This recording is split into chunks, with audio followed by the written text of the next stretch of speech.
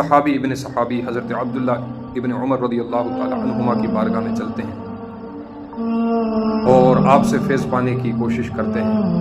اللہ تعالیٰ ان کے ذکر خیر کی برکت سے ہماری مجالس کو قبول منظور فرمائے۔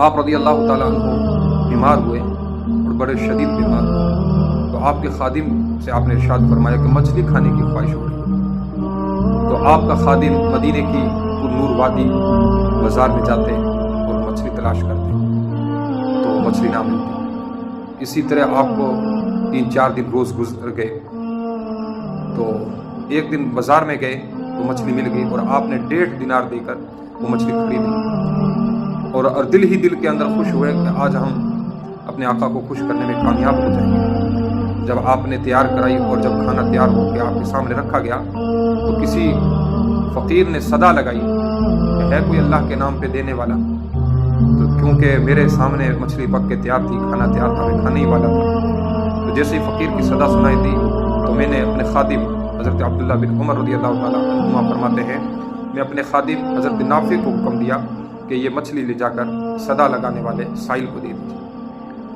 تو وہ نہ چاہتے ہوئے آپ کے حکم کی تعمیل بجا لاتے ہوئے اور وہ مچھلی اس فقیر کو دے دی۔ وہ فقیر لے کے چل دیا۔ دل ہی دل کے اندر حضرت نافع بڑے غمزدہ ہوئے، رنجیدہ ہوئے کہ روز سے مچھلی ملی ہے، میرے آقا کو کھانے کی خواہش ہے اور بیمار بھی ہے، کچھ توانائی بھی ملے گی، طاقت بھی ملے گی۔ تو فقیر لے کے چلا گیا، تو کچھ ہی دور چلا ہوگا تو حضرت نافع کہتے ہیں کہ میں اس کے پیچھے پیچھے ہو لیا۔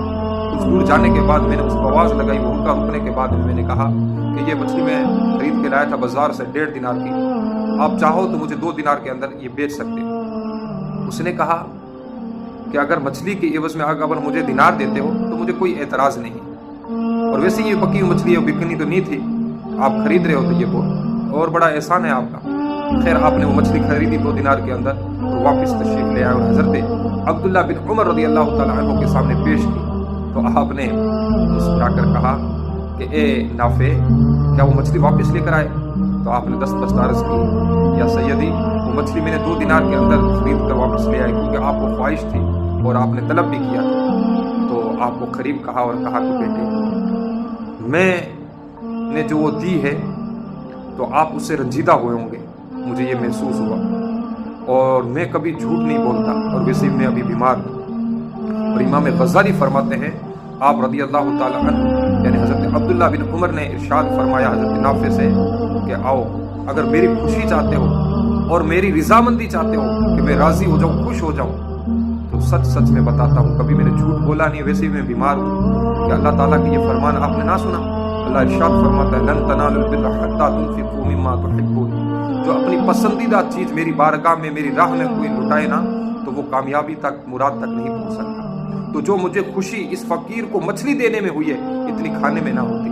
تو آپ میری خوشی کے اندر خوش ہو، تو مجھے راحت پہنچانے کے اندر آپ خوش ہو، تو یقین جانیے جتنی خوشی مجھے کھانے میں نہ ہوتی، شاید ان کے غریب کو دینے میں ہوئی ہے۔ جب یہ فرمان سنا تو حضرت نافع بھی خوش ہوا، اور اس واقعے سے ہمیں یہ درس اور سبق بھی ملتا ہے کہ ہمارے اسلاف کتنے اثار کا جذبہ رکھتے تھے اور راہ خدا میں وہ پسندیدہ چیز دینے کو ترجیح دیتے تھے کہ کہیں رب تبارک و تعالیٰ کسی عمل سے راضی ہو جائے، اور یہی ہماری کامیابی ہے اور یہی دنیا کے اندر آنے کا مقصد ہے۔ اور اللہ نے ارشاد فرمایا، وَمَا خَلَقْتُ الْجِنَّ وَالْإِنسَ إِلَّا لِيَعْبُدُونِ، میں نے اللہ تعالیٰ کہتا ہے کہ میں نے انسان اور جن کو میری معرفت کے لیے پیدا فرمایا، میری رضا کے لیے، میری عبادت کے لیے، میری ریاضت کے لیے پیدا فرمایا۔